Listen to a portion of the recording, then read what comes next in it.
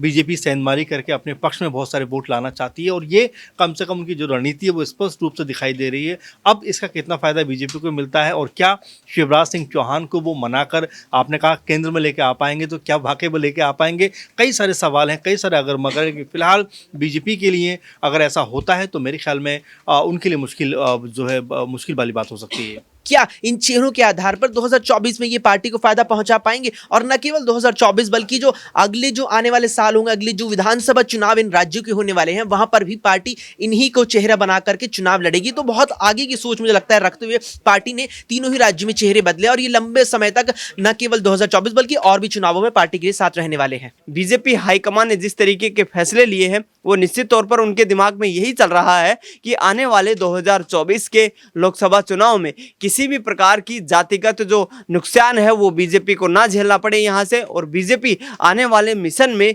कामयाब हो पाए जिस तरीके से इन तीनों राज्यों के मुख्यमंत्रियों का चुनाव किया गया है। ऐसे में मोहन यादव का मुख्यमंत्री बनाना कहीं ना कहीं एक जो इंडिया गठबंधन का एक जातीय मुद्दे पर जिस तरीके से उठा रही थी और बीजेपी को घेरती हुई नजर आ रही थी, जातीय जनगणना का मुद्दा, वो लगता है कहीं ना कहीं अब पिटता हुआ नजर आ रहा है। तो लोकसभा के हिसाब से अगर मैं आपको बताऊं तो लगभग 20 लोकसभा से 29 में से 20 लोकसभा सीटों पर पीएम मोदी ने ये जो पूरा मुख्यमंत्री और मुख्यमंत्री की तिकड़ी बनाई है तो वो पूरा राजनीतिक समीकरण सेट किया है।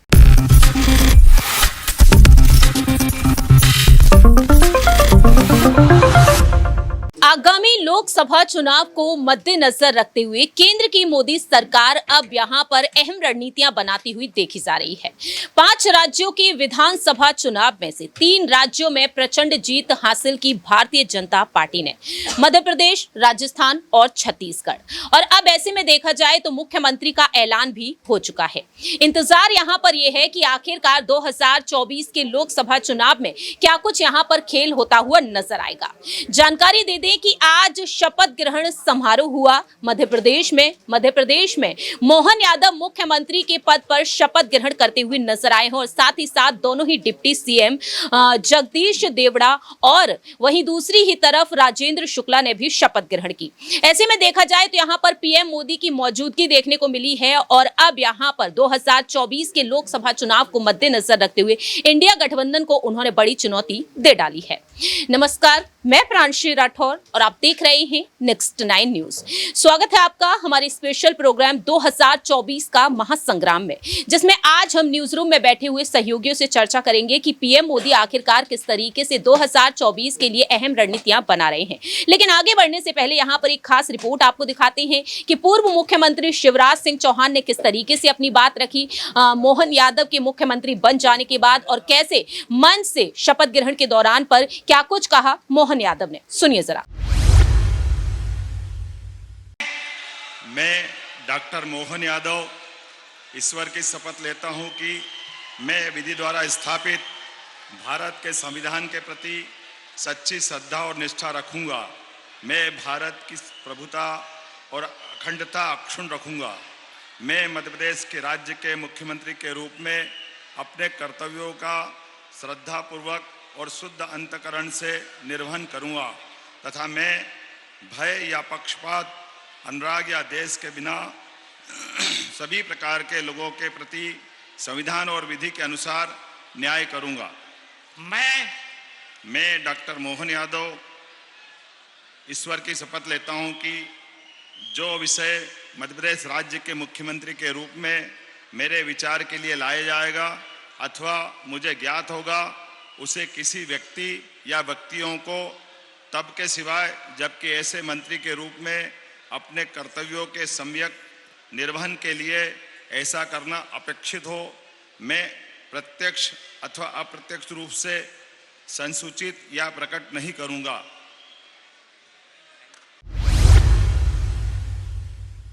उप मुख्यमंत्री श्री राजेंद्र शुक्ल अपने पद तथा गोपनीयता की शपथ ग्रहण करने के लिए यहाँ उपस्थित हैं। महोदय, कृपया अब आप नियुक्त उप मुख्यमंत्री को पद एवं गोपनीयता की शपथ ग्रहण कराएं। मैं मैं राजेंद्र शुक्ला ईश्वर की शपथ लेता हूं कि मैं विधि द्वारा स्थापित भारत के संविधान के प्रति सच्ची श्रद्धा और निष्ठा रखूंगा। मैं भारत की प्रभुता और अखंडता अक्षुण्ण रखूंगा। मैं मध्य प्रदेश राज्य के उप मुख्यमंत्री के रूप में अपने कर्तव्यों का श्रद्धापूर्वक और शुद्ध अंतःकरण से निर्वहन करूंगा तथा मैं भय या पक्षपात, अनुराग या द्वेष के बिना सभी प्रकार के लोगों के प्रति संविधान और विधि के अनुसार न्याय करूंगा। मैं राजेंद्र शुक्ला ईश्वर की शपथ लेता हूं कि जो विषय मध्य प्रदेश राज्य के उप मुख्यमंत्री के रूप में मेरे विचार के लिए लाया जाएगा अथवा मुझे ज्ञात होगा, उसे किसी व्यक्ति या व्यक्तियों को तब के सिवाय जबकि ऐसे मंत्री के रूप में अपने कर्तव्यों के सम्यक निर्वहन के लिए ऐसा करना अपेक्षित हो, मैं प्रत्यक्ष अथवा अप्रत्यक्ष रूप से संसूचित या प्रकट नहीं करूंगा। और मुझे पूरा विश्वास है वो मध्य प्रदेश की समृद्धि और विकास को और जनता के कल्याण को नई ऊंचाइयों पर ले जाएंगे। उनको शुभकामनाएं। आज प्रधानमंत्री जी पधार रहे हैं, उनका हृदय से स्वागत, गृह मंत्री जी का स्वागत, हमारे राष्ट्रीय अध्यक्ष नड्डा जी का स्वागत। और मित्रों, अब विदा, जस की तस रख दीनी चदरिया। आपने देखा कि शिवराज सिंह चौहान साफ तौर पर कह चुके हैं कि मोहन यादव जो मुख्यमंत्री बन चुके हैं वह किस तरीके से विकास करते हुए नजर आएंगे मध्य प्रदेश की सियासत में। अब यहां पर आने वाले समय में यह देखना होगा कि आज पीएम मोदी की जो मौजूदगी देखने को मिली है, पीएम मोदी के साथ साथ यहां पर अमित शाह, जेपी नड्डा और नितिन गडकरी भी नजर आए, तो वहीं उत्तर प्रदेश के मुख्यमंत्री योगी आदित्यनाथ भी। तो सबसे पहला सवाल यहां पर रहेगा राकेश मोहन सिंह जी से कि आखिरकार वह इस सियासत को लेकर क्या कुछ कहना चाहेंगे। पीएम मोदी ने 2024 के लिए कितना बड़ा कार्ड अब खेल दिया है? देखिए, पीएम मोदी ने 2024 के लिए कार्ड तो बड़ा खेल ही दिया है, क्योंकि जिस तरीके से जातिगत समीकरण बिठाया है वो कहीं ना कहीं आप देखिए, जो एमपी की अगर हम बात करें तो मध्य प्रदेश का जो ये विंध्य अंचल वाला क्षेत्र है, मालवा निर्माण वाला क्षेत्र है, या उसके बाद आपका जो नर्मदा और इन सब के किनारों का जो क्षेत्र है, वहाँ पर देखा जाए तो लगभग सबसे ज़्यादा वहाँ से विधानसभा सीटें आती हैं। तो और जो मुख्यमंत्री और उप मुख्यमंत्री है वो भी इन्हीं क्षेत्रों से आते हैं। तो लोकसभा के हिसाब से अगर मैं आपको बताऊं तो लगभग 20 लोकसभा से 29 में से 20 लोकसभा सीटों पर पीएम मोदी ने ये जो पूरा मुख्यमंत्री और उप मुख्यमंत्री की तिकड़ी बनाई है, तो वो पूरा राजनीतिक समीकरण सेट किया है। वाकई में एक बेहद बड़ा राजनीतिक समीकरण उन्होंने सेट कर दिया है। अब यहाँ पर अगला सवाल हम सिराज से लेना चाहेंगे कि सिराज क्या कुछ कहते हैं इस मामले को लेकर, क्योंकि राजस्थान में हमने देखा कि उन्होंने किस तरीके से भजन लाल शर्मा को आगे कर दिया, मुख्यमंत्री वह बन चुके हैं, ब्राह्मण चेहरे को आगे किया है। छत्तीसगढ़ में उन्होंने जिस तरीके से आदिवासी को आगे कर दिया, और अब मध्य प्रदेश में यहाँ पर ओबीसी को कैसे देख रहे हैं? क्या वाकई में लोकसभा चुनाव में सभी समीकरणों को बीजेपी अब साथ पाएगी? जी बिल्कुल, यही वो वजह है कि बीजेपी ने इतना वक्त लिया सीएम चेहरे के ऐलान के बाद, क्योंकि जिस तरीके से अब छत्तीसगढ़ में आदिवासी समुदाय है उसको साधने का प्रयास किया। बीजेपी ने खास तौर पे ब्राह्मण जो सीएम है राजस्थान में उसको आगे किया, और यादव परिवार, कहीं ना कहीं आपको ये समझना होगा कि जिस तरीके से अखिलेश यादव जो है लगातार जातिगत जनगणना का मुद्दा जो है उठाते हुए नजर आते हैं, ऐसे में मोहन यादव का मुख्यमंत्री बनाना कहीं ना कहीं एक जो इंडिया गठबंधन का एक जातीय मुद्दे पर जिस तरीके से उठा रही थी और बीजेपी को घेरती हुई नजर आ रही थी, जातीय जनगणना का मुद्दा, वो लगता है कहीं ना कहीं अब पिटता हुआ नजर आ रहा है। देखिए, फिलहाल देखा जाए यहाँ पर किस तरीके से जो जातीय जनगणना है उसको लेकर बीजेपी ने कार्ड खेला है, क्योंकि हमने देखा कि इंडिया गठबंधन की तरफ से, या फिर यूं कहा जाए कि कांग्रेस नेता राहुल गांधी की तरफ से जो कहा गया हर एक राज्य में जाकर कि अगर सत्ता में हमारी सरकार आती है तो हम जातीय जनगणना जरूर कराएंगे। ऐसे में यहाँ पर सवाल लेना चाहेंगे यहाँ पर दिनेश से कि आखिरकार वह क्या कुछ कहना चाहेंगे। क्या इंडिया गठबंधन की अब सभी रणनीतियां फेल होती हुई नजर आएंगी? क्योंकि राहुल गांधी का दावा रहा कि इन 5 ही राज्यों में सत्ता में उनकी सरकार आ रही है, लेकिन ऐसा होता हुआ दिखाई नहीं दिया है। इंडिया गठबंधन की अब मुश्किलें कितनी हद तक बढ़ती हुई नजर आ सकती हैं? बिल्कुल, यहाँ पर जो जातिगत समीकरण यहाँ पर बीजेपी आलाकमान की तरफ से साधे गए हैं तीनों राज्यों के चुनाव में, जिस तरीके से छत्तीसगढ़ की बात की जाए तो वहाँ पर आदिवासी चेहरे को मुख्यमंत्री बनाया गया है, इसके साथ ही उनको ओबीसी समुदाय से समर्थन मिला है। इसके बाद मध्य प्रदेश का रुख किया जाए तो वहाँ पर ओबीसी समुदाय से यादव को सीएम बनाया गया है और यादव बेल्ट को कहीं ना कहीं साधने की कोशिश अब न सिर्फ मध्य प्रदेश बल्कि उत्तर प्रदेश और बिहार में भी बीजेपी यहाँ पर करने वाली है। वहीं राजस्थान में देखिए तो वहाँ पर जनरल कैटेगरी से जो है वो चेहरा सामने आया है। तो पूरी की पूरी जातिगत समीकरण को यहाँ पर साधते हुए बीजेपी हाईकमान ने जिस तरीके के फैसले लिए हैं वो निश्चित तौर पर उनके दिमाग में यही चल रहा है कि आने वाले 2024 के लोकसभा चुनाव में किसी भी प्रकार की जातिगत जो नुकसान है वो बीजेपी को ना झेलना पड़े यहाँ से, और बीजेपी आने वाले मिशन में कामयाब हो पाए, जिस तरीके से इन तीनों राज्यों के मुख्यमंत्रियों का चुनाव किया गया है।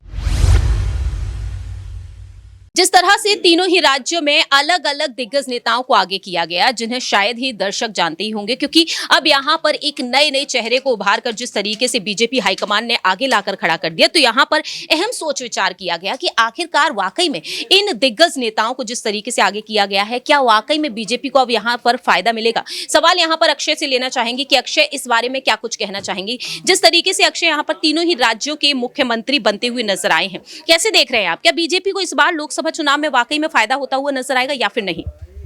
देखिए, मुझे लगता है कि बीजेपी ने जो तीनों ही राज्यों में जिस तरह से नए मुख्यमंत्रियों को लाया है, ये बहुत ही आगे तक सोच करके लाया है। तीनों राज्यों में बीजेपी की जीत मिली है 2023 में, और 2003 में भी तीनों राज्यों में बीजेपी को जीत मिली थी। और उस वक्त भी जिस तरह से छत्तीसगढ़ में रमन सिंह, यहाँ फिर मध्य प्रदेश में शिवराज सिंह चौहान और राजस्थान में वसुंधरा राजे, तीनों ही नेता पहली मर्तबा मुख्यमंत्री बने थे और अगले 20 साल तक बीजेपी के चेहरे इन तीनों ही राज्यों में यही नेता रहे थे। और ऐसे में अब लगता है कि जिस तरह से तीनों ही राज्यों में पार्टी ने नए चेहरों को उतारा है, न केवल 2024 के लोकसभा चुनाव, निश्चित तौर पर 2024 के लोकसभा चुनावों में भी ये चेहरे बीजेपी के लिए काम करते नजर आएंगे। और बीजेपी ने ये भी चीज देखी है कि इन चेहरों के दम पर इन तीनों ही राज्यों में क्या इन चेहरों के आधार पर 2024 में ये पार्टी को फायदा पहुंचा पाएंगे। और न केवल 2024 बल्कि जो अगले जो आने वाले साल होंगे, अगले जो विधानसभा चुनाव इन राज्यों के होने वाले हैं, वहां पर भी पार्टी इन्हीं को चेहरा बना करके चुनाव लड़ेगी। तो बहुत आगे की सोच मुझे लगता है रखते हुए पार्टी ने तीनों ही राज्यों में चेहरे बदले, और ये लंबे समय तक न केवल 2024 बल्कि और भी चुनावों में पार्टी के लिए साथ रहने वाले हैं।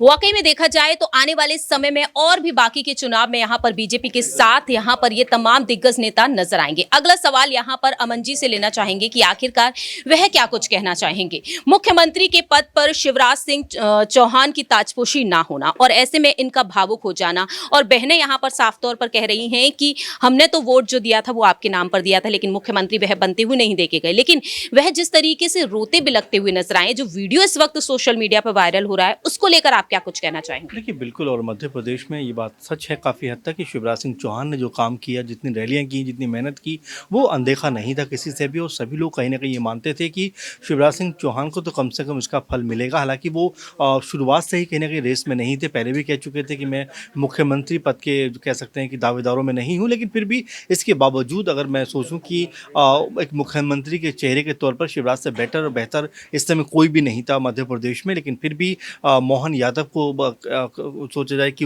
सीएम पद सौंपा गया है, तो ये बताता है कि क्या बीजेपी आगे की तरफ देख रही है। क्या बीजेपी अपने लिए नई पौध को तैयार कर रही है? क्या बीजेपी जो है मध्य प्रदेश, छत्तीसगढ़, राजस्थान में अपने नए चेहरों को पेश करके कहीं ना कहीं ये बताना चाहती है कि किसी का भी एक तरफा राज नहीं रहने वाला है, चाहे वो राजे हों, चाहे वो शिवराज सिंह चौहान हो, चाहे वो रमन सिंह हो। तो ये कहीं ना कहीं स्पष्ट नीति भी है बीजेपी की। लेकिन इससे कितना फ़ायदा मिलेगा? क्या वाकई शिवराज जो है बीजेपी के साथ कोई बगावत नहीं करेंगे? क्या उनका गुस्सा जो है वो बीजेपी को दिखाई नहीं देगा? जिस तरह बयानबाजी उनकी निकल कर सामने आने लग गई है कि वो कहते हैं कि भाई मैं कुछ भी मांगने के लिए दिल्ली नहीं जाऊंगा। ये जिस तरह से उन्होंने कहा, ये अपने आप में बड़ा बयान है। राज्यों को आपने कल देखा है जिस तरह से वो नजर आई, उनका चेहरा, जिस तरह हाव भाव और जिस तरह से उनका शॉकिंग अंदाज दिखाई पड़ा, ये बताता है काफ़ी हद तक कि वो बीजेपी से कोई बहुत ज़्यादा खुश नहीं है। जिस तरह से उनको इग्नोर किया गया है, उससे बीजेपी को लेकर उनके मन में कहीं ना कहीं कोई खटास है। और यही वजह है, लगातार कहा भी जा रहा है कि आने वाले दिनों में कहीं ये जो खामोशी जो है ये कहीं तूफान का रूप ना लेकर बाहर आए और कहीं उग्र जो है होते हुए ना दिखाई पड़े और बीजेपी को इससे सीधा नुकसान हो। क्योंकि अगर ऐसा होता है 2024 के लिए बीजेपी का जो प्लान है कहीं ना कहीं वो फेल हो सकता है। आखिरी छोटा सा सवाल रहेगा, मोहन यादव को क्या वाकई में पीएम पीएम मोदी प्रमोट करने के लिए पहुंच गए, क्योंकि अब छत्तीसगढ़ में भी शपथ ग्रहण समारोह है, वहां पर भी विष्णुदेव सहाय अब मुख्यमंत्री के पद पर शपथ लेते हुए नजर आएंगे और अब ये दिग्गज नेता वहां की तरफ रुख कर रहे हैं। शाम 4 बजे का शपथ ग्रहण समारोह है और ऐसे में देखा जाए यहाँ पर शिवराज सिंह चौहान को दिल्ली की सियासत में कहीं ना कहीं एक्टिव किया जा सकता है। कैसे देख रहे हैं आप पीएम मोदी का मोहन यादव को प्रमोट करना? जी बिल्कुल, और सही बात आपने कही, क्योंकि मोहन यादव, क्योंकि आप अगर देखें तो जो वोट बैंक है अब तक बीजेपी के पास यादव का कोई बड़ा चेहरा रहा नहीं हो सकता। मोहन यादव के सहारे वो जो यादव वोट बैंक है उस पर नज़र बनाए रखना चाहते हों, नज़र बनाए हुए हों और आने वाले 2024 के लिए उसका फ़ायदा कहीं ना कहीं बीजेपी के लिए उठाना चाहते हों। और तमाम सारी कयासबाजियाँ, तमाम सारे सवाल इसको लेकर हैं कि कैसे जो है बीजेपी कह सकते हैं कि इसका फ़ायदा उठाना चाहेगी। पीएम मोदी भी इसीलिए जो है तुरंत पहुँच जाते हैं, अमित शाह भी वहाँ पर नज़र आते हैं, गृह मंत्री। इसके अलावा तमाम जो राज्यों के मुख्यमंत्री हैं, चाहे वो धामी हों, चाहे वो खट्टर हों, और भी तमाम सारे जो चेहरे हैं वो नज़र आते हैं। तो ये बताने का प्रयास लगातार किया जा रहा है कि अब जिस तरह से यूपी और बिहार में यादव वोटों पर जिस तरह से सपा और खासकर आरजेडी का कब्जा रहा है, उससे कहीं ना कहीं अब बीजेपी सेंधमारी करके अपने पक्ष में बहुत सारे वोट लाना चाहती है और ये कम से कम उनकी जो रणनीति है वो स्पष्ट रूप से दिखाई दे रही है। अब इसका कितना फ़ायदा बीजेपी को मिलता है और क्या शिवराज सिंह चौहान को वो मनाकर, आपने कहा केंद्र में लेके आ पाएंगे, तो क्या वाकई में लेके आ पाएंगे? कई सारे सवाल हैं, कई सारे अगर मगर। फिलहाल बीजेपी के लिए अगर ऐसा होता है तो मेरे ख्याल में उनके लिए मुश्किल जो है मुश्किल वाली बात हो सकती है। वाकई में देखा जाए तो बीजेपी हाईकमान ने यहाँ पर सभी जातियों को आगे रखते हुए एक बेहद बड़ा कार्ड खेल दिया है 2024 के लोकसभा चुनाव को मद्देनजर रखते हुए। अब देखने वाली बात होगी कि आखिरकार यहाँ पर पीएम मोदी शिवराज सिंह चौहान को मुख्यमंत्री ना बनाकर जिस तरीके से आगे बढ़ रहे हैं और ऐसे में यहाँ पर उन्हें क्या कुछ सियासी फायदे मिलेंगे, ये देखना काफी ज्यादा यहाँ पर अहम हो चुका है।